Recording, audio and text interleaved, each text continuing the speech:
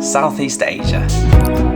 Hands down, one of the best places to travel and backpack in the world, whether you're going completely solo or with a few friends. Home to an incredible amount of street food, vibrant culture, buzzing nightlife, unforgettable events, rich history, breathtaking sunsets, and just epic, endless experiences around every single corner. But let's be honest, planning a trip to Southeast Asia is equal parts exciting as it is overwhelming. With so many places to see and so many experiences to try, where do you even start planning a trip here? And how much is this going to cost you? By the end of this video, I will give you a clear plan of not just your itinerary, but budget tips and tricks and other things that will just save you time, save you stress, and give you some insider tips, because I've been traveling around Southeast Asia for over 10 years and I've done this particular loop backwards and forwards, inside and out, so many times. This is the best route, and I'll give you some tips as well to save money, save time, and to maximize your experience here in Southeast Asia. So if you're getting excited to plan your trip to Southeast Asia, share this video with your travel buddies right now, chuck it in the WhatsApp group, get everybody hyped. Southeast Asia is by far the greatest destination to go backpacking for first-time travelers and for people looking for a real adventure. There's so much to do here, there's so many things to try. You're gonna have the best time ever. Hopefully this video will help you have the best trip possible. So let's start with the route. Now this is the most overwhelming part, but it's actually really simple. There is a famous backpacker route called the classic Banana Pancake Route. But I've done this route by accident, not knowing it had a proper name, 3 or 4 times. And this is the one I would actually recommend to everyone anyway, because it includes so many cultural highlights. It's easy to get to, it's easy to get off as well, very important. Just because you're on a famous route doesn't mean you're going to be stuck with travelers every single day. You can easily get on the trail to get from town to town, from city to city, to country, but if you need to get away from everyone and you want to experience more of the local culture, it's really easy to just take a sidestep off the trail and really immerse yourself within the culture and the country that you're currently in. So the beginning of the itinerary begins in Bangkok. Easy place to fly in from, especially if you're coming from Europe or the States. And what an amazing city. I live here. It's incredible. If you need to learn more about Bangkok, just check out the videos on my channel. There's way more to this city than just getting drunk on Khao San Road. Although there's nothing wrong with that, and that's the perfect way to start your trip. You'll make friends immediately and start finding people who are also on this route, and you'll probably be ending up going on the same night train the next day to Chiang Mai, because it takes you up north to the mountains. Again, delicious food, amazing culture. You can go have ethical elephant experiences, go mountain trekking, and just have the best time in Chiang Mai. And then after that, you go across into Laos. You take a slow boat down the Mekong to Luang Prabang. From there, you explore waterfalls and you have fun down in Vang Vieng, going tubing, going paragliding, doing all these crazy things. Super cheap, super adventurous. And then you get down to Vientiane, the capital of Laos, and then you head over to Vietnam. Northern Vietnam is where most people go on this itinerary. Land in Hanoi, such a vibrant, crazy place, such an attack on the senses.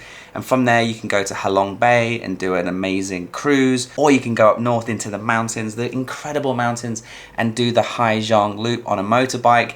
Now, you don't even need to drive a motorbike, guys. You can sit on the back and the local guy will drive you around and you'll be in a big group of people.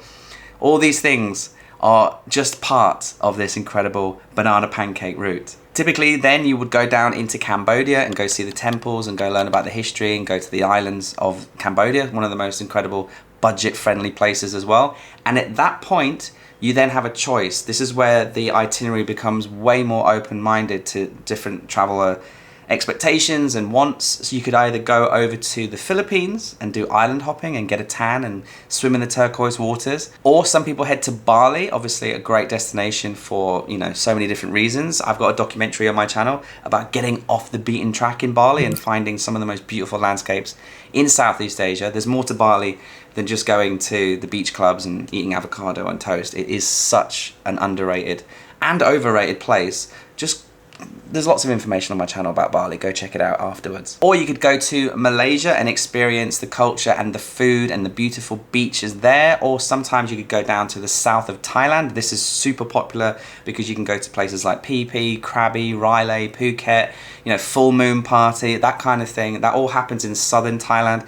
That's where you want to go if you want to party and you want to just have the best time. But you could also easily go to Singapore, or you could go to Myanmar, or you could go to, you know, other parts of Indonesia and see some of the more off the beaten places. The best thing about this itinerary as well is it gives you flexibility. So at the beginning, you'll stay in Bangkok, go up to the north, do Laos, do Vietnam, do Cambodia, and at that point you might have actually gathered a few friends, other travelers, and decided together where to go. Some of you might go off to the islands of Thailand, some of you might go off to Bali, some of you might go off in any direction, and that's the best thing. I've done this so many times where the first part of my trip was, you know, quite well planned and structured. There was an itinerary involved, but then the second half of the trip is just completely, well, let's see what state we're in, let's see how much money we've got left, and let's see how many friends we've got and where they're going, and you just follow the crowd, you follow the coolest people that you've met. That's the best thing about traveling. And this is the same if you're solo or friends, because you'll be in hostels and you'll be like hanging out and going to these places, seeing the same people doing on the same route.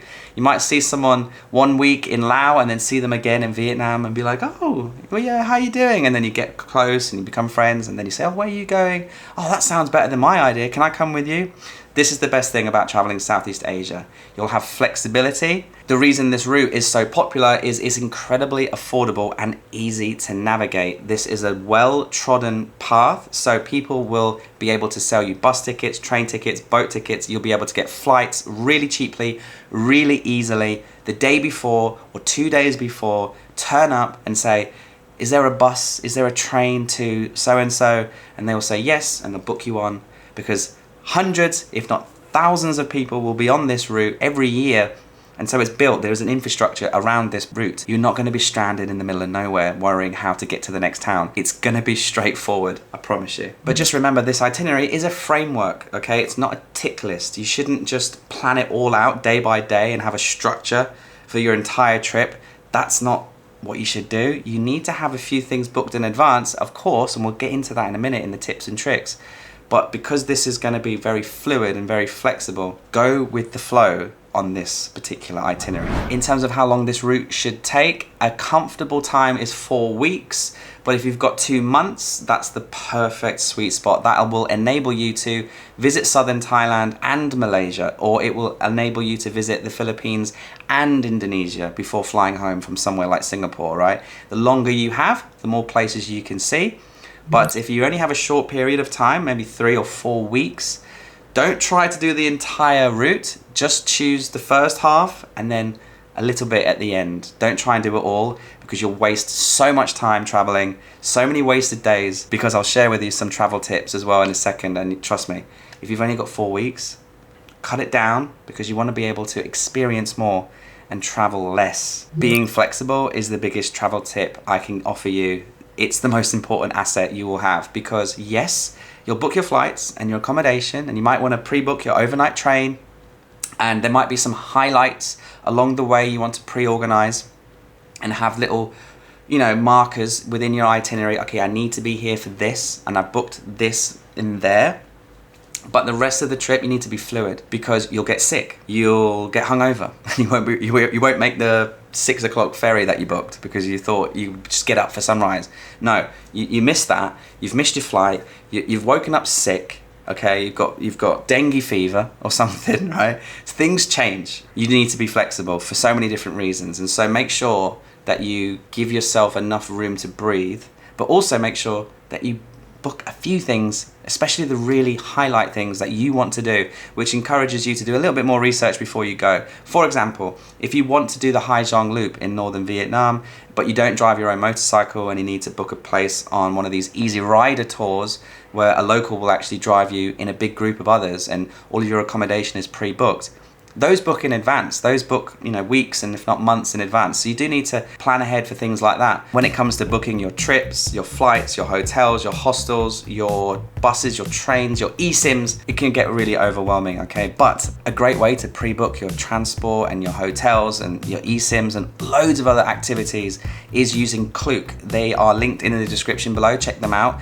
They have, you just search for anything, right? So if you're looking for a street food tour in Bangkok, they've got that on Klook. If you're looking for an eSIM, if you're looking for elephant experience in Chiang Mai, if you're looking to do the Haijong Loop, if you're looking to do a cruise in Halong Bay, basically, go to Klook for anything, have a look what they've got, and you can find really good deals, promotions, and yeah, they're just the best place to go to pre-book your transport and activities in Southeast Asia. And if you want even more discount, use my code Paddy Doyle at checkout, and on specific activities, you'll actually get an even cheaper deal. Just remember though, if you've got some really great recommendations from other travelers, like, when you're in Hanoi, make sure you stay in this hostel, it was amazing. Or when you go to Cambodia, Koh Rong, make sure you stay at this place on the beach, it was beautiful and it was so cheap.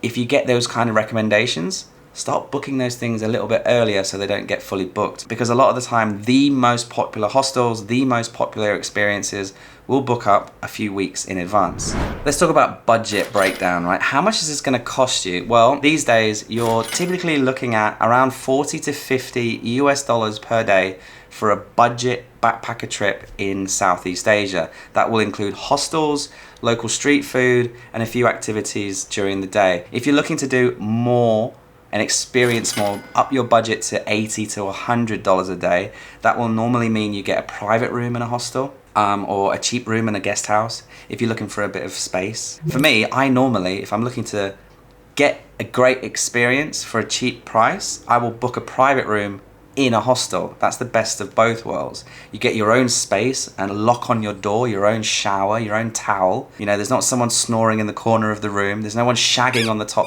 bunk. You can sleep.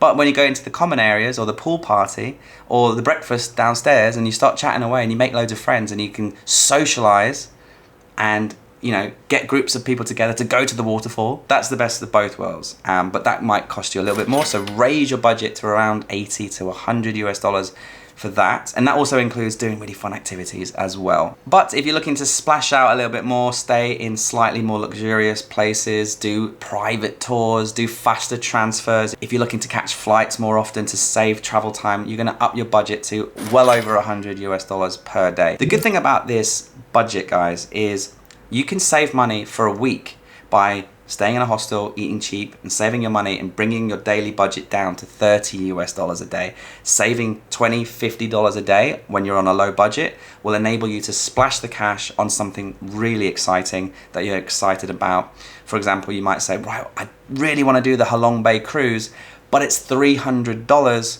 and I want to go on this particular cruise for 3 days. It looks amazing. So what I'm going to do is I'm going to just stay cheap, stay local, eat local, and stay in a hostel when I'm exploring Laos or something like that. You can make sacrifices somewhere to save you money, to splurge on something that you really want to do later on the itinerary. Some advice I would give you to save money is eat the street food. It's delicious and it's cheap, okay? The only times I've ever really gotten like food poisoning or sickness is when I was drinking loads of booze and then getting a McDonald's on Khao San Road or something like that. Don't worry about eating salad. Don't worry about having drinks with ice. It's fine, okay? Another great way to save on accommodation is to share in a room with someone that you know or you're friends with on this trip. So you get a twin bed.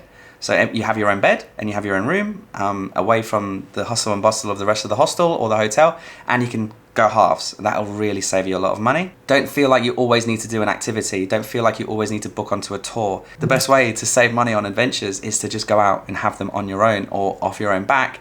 Grab a friend, go out on your own, and you'll just be able to have such a great experience. Having your own sense of adventure will enable you to save so much money. Because if everyone's going on a half-day jungle trek, right, and it's expensive and you don't really know you know, if it's worth it, just go for a walk into the forest. You know, take your map on your phone and take your camera and just go out and find your own adventure. Don't forget your travel insurance, of course. Guys, this is so important, okay? If you don't have any travel insurance, I'll link the one I use in the description, but basically you are going to get sick, you are going to get hurt at some point, okay? It's Southeast Asia, there's food, there's mosquitoes, there's all types of things going around. There's other travelers who've got colds and flus, and people are in close proximity on buses and on boats and on trains, okay? You're going to get sick or you're going to get injured. Make sure you've got travel insurance or it's going to cost you a fortune. So save yourself time and stress. I had a $2 million operation / medical care situation years ago in Bali, and I paid £35 back then for my travel insurance, and they covered the whole thing. So that was a lot cheaper, wasn't it? Also, budget in for splurge days. These are days where you aren't really feeling the best. Maybe you're homesick. Maybe you're a little bit emotional. Maybe, you know, you're just feeling like you need to treat yourself. You maybe need a spa day. Maybe you need to stay in a nice hotel for a couple of nights to recover from sickness or to recover from emotional things that are going on in your life. And you don't want to be in a hostel with a bunch of loud people. You want to be somewhere clean, somewhere quiet, somewhere safe. And it's good to have a little separate budget, maybe $300 or so, where you don't touch it unless you really feel like you need to have that day where you treat yourself to reset. Here's the issue about saving money. Sometimes you can save money but waste so much time and energy that it wasn't worth it. So let me explain. So for example, if you're in Vientiane, in the capital of Laos, okay? You're halfway through this itinerary and now you have a decision to make. Do you take the 22-hour bus to Hanoi, right? Or do you take the 1-hour flight? The flight, $150 per person. And the bus will be 25, okay? So it's a no-brainer from a budget perspective, but the amount of time that the bus will take, the amount of stress, you'll be so tired when you arrive. You'll have to have another day in the hostel or the hotel in Hanoi to recover from the journey. You'll be stressed out, you'll be shivering in the aircon, you'll be miserable for a whole day, and you just saved yourself $75 on the convenience. Transport is the biggest way that you can save money, but the biggest way you can waste so much time. Your time in Southeast Asia is limited already. Do you want to spend half of your time traveling from place to place? No, right? You want to make sure you spend as little time as possible traveling. Anything that shortens your travel day, shortens your travel time, where financially possible, is the best solution. However, that being said, the slow day boat to Luang Prabang from Thailand to Laos is 2 days, but it's one of the most interesting things you'll do. Sometimes the journeys to get to the places, even though they might be uncomfortable and affordable, they will spit out an adventure. They will give you a memory. But some others are just an absolute nightmare. So just do a little bit of research. Some overnight buses, some overnight trains, whatever they might be, could be traumatizing and you don't want to do them. Okay, here are some must-know travel tips when you come to Southeast Asia. Make sure you listen to this part because this will save you a lot of stress. Timing is everything. Do not come to southern Thailand in June, July expecting beautiful weather all day. It's the middle of the monsoon. Research ahead which place is the best place to go at that time of year. Avoid smoky season in March and April if you're going to the north of Thailand or Laos. Avoid the freezing cold temperatures of December in the Hai Giang Loop. You'll be on the back of the motorbike freezing your balls off. Do your research about what the weather will be like when you want to go there and plan accordingly. Pack light. The amount of backpackers I see with a giant backpack full of stuff and another bag on their chest, walking around sweating their balls off because they've overpacked. In Southeast Asia, you need a very small bag. 40 litres is the max size that you need. You don't need to overpack because in Southeast Asia, you can do laundry like that for pennies. You can give your big bag of stinking clothes and t-shirts from the past week of hiking and being at the beach and all of the stuff that you get up to. You just give it to a person in Southeast Asia, normally on every single street in all of these towns that you're onto on this route, and it'll say laundry and they'll charge per the kilo and it will be so cheap. They'll wash them, they'll dry them, they'll iron them and put them in a plastic bag, and then you can just have dry clothes, have clean smelling fresh clothes every single week, and you just reset. You go through your clothes and then you wash them. You go through your clothes and you wash them. You don't need to bring jeans, 3 pairs of shoes, 7 dresses, 8 pairs of underwear, 10 socks, just pack light. That is the biggest mistake everybody makes. Make sure you can stay connected with your friends and family at home, as well as being able to share, your trip on Instagram or whatever and take pictures. Make sure you're able to contact home. So make sure you have an eSIM. Again, Klook, the sponsor, have loads of great SIMs. Of course, you also need to watch out for scams. I could do a whole video on the different types of scams there are on this route. But if you've got intuition, if you've got common sense, you'll know for a start that it is a scam. Basically, if someone's coming up to you in the street trying to offer you something, if it's too good to be true, if it's too cheap, if it sounds like, wow, that's a really good deal, it's probably a scam. So just use your intuition and ask the hostel staff every time you get to a new place, is there anything I should avoid? Is there any scams here? They'll normally tell you, okay, don't do this, don't do that, you'll be fine. Remember that cash is king. So yes, you can pay for most things on your card in the big towns, and you can pre-book your hostels and buy everything on Klook with your bank card. But in these towns, if you're thirsty, right, and you want that water and you want to get that fried rice and you're at the waterfall and there's a little old lady there with a wok cooking up a storm, she ain't gonna accept card, okay? She will never accept card. And this happens a lot, so make sure you have cash on you at all times. Underestimating travel days. This is such a classic. So you might say, oh, the bus is 4 hours. And so if we get the bus at 12, we'll be there at 4, okay? Well, you need to get to the bus station at 11 to figure out the bus station, because it's big and it's stressful. Then you need to find the right place. Then you need to go to the toilet, you need to get snacks, you need to get drinks. Then you get on the bus. The bus doesn't leave on time because nothing leaves on time in Southeast Asia.